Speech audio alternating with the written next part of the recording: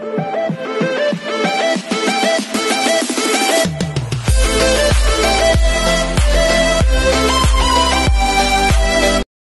hi everyone, this is Kijiva Vlogs, a Filipino reactor based here in Saudi Arabia, and welcome back to my channel. For today's video, we will gonna do a reaction video, or we will gonna make a reaction video, which is the trailer from the most something like realistic director, should I say, Direk Daryl Yap. Actually, hinahangaan ko talaga si Direk Daryl Yap pag gumawa siya ng pelikula. Though, ang about sa political beliefs namin is magkakaiba.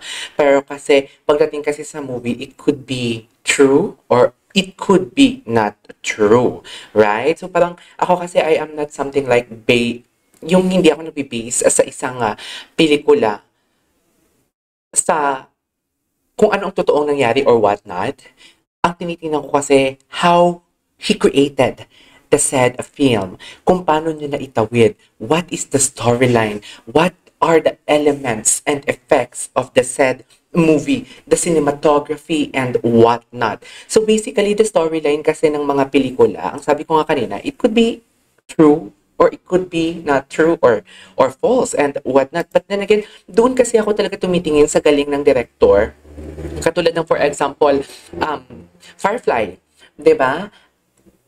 Yung Firefly kasi, ano pa ba yung mga, basta may mga pelikula talaga na, alam mo yung mga color grading yung tinitingnan mo, the musical sound score, kung paano nila nagawa ang isang pelikula. For example, may mga superstitious beliefs na mga movie na alam mo yung hindi naman siya totoo. I mean, superstitious nga, it could be true or it could be nangyayari or whatnot, pero hindi natin alam. Pero kasi doon talaga ako sa elements ng movie nakatingin. So this one, isa to sa mga ginagawan ko ng reaction video, made in Malacanang, yung mga movie ni Direk Daryl Yap na ginagawan ko talaga ng reaction video because I am really amazed talaga kung yung tipong alam mo yung sa cast, yung dialogue, the script, yung alam mo yung the way sila nagbabatuhan ng linya yung mga artista niya. Ang galing lang ng pagkakagawa. Plus, dagdagan pa ng musical sound score. Plus, yung cinematography, yung mga color grading niya na ba, na alam mo yung parang, sawa na kasi ako tumingin sa mga parang the usual na color grading. Basta, I cannot explain, like seriously, I cannot something like expound kung ano ang totoong term for that. But, basta maganda siya. Maganda ang gawa ni Direk Daryl Yap kahit magkaiba kami ng political beliefs. Okay? Don't get me wrong. Hindi ba parang hindi porket na magkaiba kayo ng political beliefs, parang alam mo yung hindi mo na ibibigay ang credit. Di ba? Parang one of my mantra in life kasi whether okay kayo or hindi, you should give credit where credit is due, right? Parang wag mo dapat ipagkait yan. Kasi maganda ang ginawa niya, maganda sa paningin mo. So kahit alam mo yung okay kayo or hindi kayo okay ng kaibigan mo, pero may ginawa siyang kabutihan sa'yo, you should tell that to other people as well. Hindi yung parang, halimbawa lang to, hindi yung tipong puro lang kasamaan yung chinichika mo sa ibang tao about sa friends mo na may ginawa naman sa yung kabutihan, right? Huwag natin kalimutan yon. So, eto na nga, gagawa natin ng reaction video, ang trailer. Ang trailer about kay Pepsi Paloma, right? Actually, parang hindi pa ako napapanganak nito Yung, what is the title of this one? The title of this one is The Rapist of Pepsi Paloma. Cinemas 2025. Nakakaloka ito. As in, nang napanood ko ito sa TikTok last night, naloka ako. Akala ko kasi parang AI lang talaga siya. Parang AI lang talaga siya.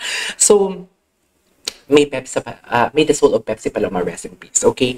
So, nevertheless, pasabog. Pasabog ngayong taon talagang 2025 ang ginawa ni Direk Daryl Yap.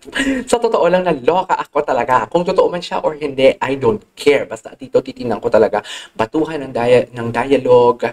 Although this is just like a teaser, hindi pa natin ma-appreciate yung cinematography and storyline. Pero kasi dito muna tayo sa dialogue talaga. And of course, gagawa tayo ng analysis, ang ating thoughts and opinions about sa mapapanood natin for today's video. So nevertheless, if I'm not mistaken, I really don't know kung ano ang rule ni Gina Alahart.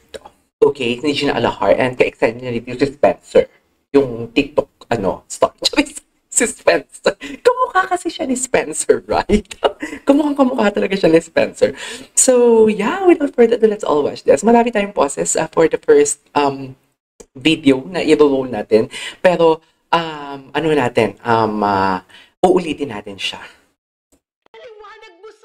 Galing, oh. Sabi ka sa akin, Si ipaliwanag Spencer. mo dahil hindi ko naiintindihan.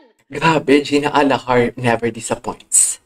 She never disappoints talaga. Yung tipong alam mo yung ganyan niya yung linya niya. Oh my God, nagkaklak yung boses ko. I really don't know, nagkaklak ang boses ko. Sobrang bigat kasi ng line ni Gina Alahar. Yung tipong parang galit siya. Naluluha ako. Yung emotion niya, galit siya. Pero nararamdaman mong nagmamakaawa siya. Please, tell me the truth. Parang alam mo yung emotion na parang alam mo na nagloko or nag-cheat sa'yo ang partner mo, but you want a confirmation. Andiyan na yung indication, but you want a confirmation. Parang kahit galit ka, still nagbe-beg ka, tell us or tell me the truth kung ano ba ang totoong nangyari. So that parang alam mo yung confirmation, nagmamakaawa si Gina, although galit siya, pero nararamdaman ko the true emotions that she wants to invest in this line is nagmamakaawa siya. Na please, tell me the truth. Ano ba ang nangyari? Pepsi, sumagot ka! Grabe, oh. Nirape ka ba ni Vic Soto? Ito talaga yung pinakagrabe sa lahat. Nag-name drop talaga siya. In fairness naman kay Direk Darrell Yap, ha? I don't wanna make comments kung ano tong magiging impact sa mga taong nag-name drop siya. Kasi doon sa, if I'm not mistaken, sa Made in Malacanang, nagsabi din, basta may mga noy-noy Aquinong binanggit ang mga artista doon and everything. Ang tapang lang. But I don't wanna make comments about that because hindi naman tayo pare-pares ng mentality. But on my own, like, mentality, should I say, or understanding, for me kasi hindi ako naniniwala agad sa fake news.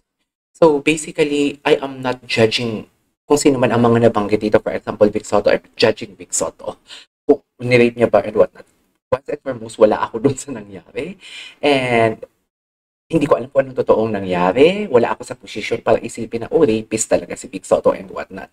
For me, ang sabi ko nga kanina, it could be real. This movie, it could be real or not real. I am just something like making a reaction video based on the dialogue of the artist, based on the craft of Direk Darrell Yap. Because subok talaga, Direk Darrell Yap, whether you are kakamping or not, like, whether you are a member or a kasapi of Uniteam or not, we should accept the fact that his craft is hindi talaga natin madideny or makukuha sa kanila. Magaling talaga siya, matapang siya gumawa ng pelikula. And I should commend Direk Darrell Yap for that. Ang dami ko ng chika. Anyways, tapusin natin to. Grabe na emotion. Nagsampa ng kasong rape si Pepsi Paloma laban kay Vic Soto noong August 17, 1992. So basically, wala pa ako nito. 1990s baby ako. The Rapist of Pepsi Paloma sa Cinemas 2025. Wow. Like, literally, grabe to.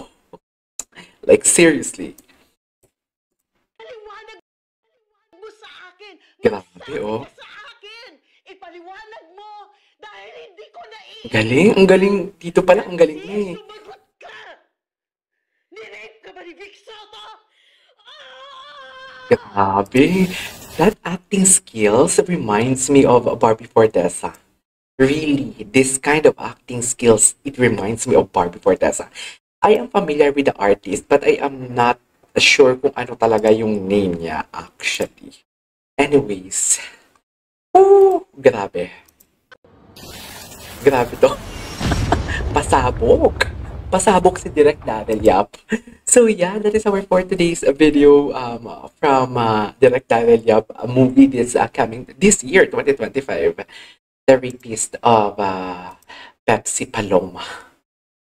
May her soul rest in peace. This is KJ Abilino Vlogs and Happy New Year to everyone. Bye.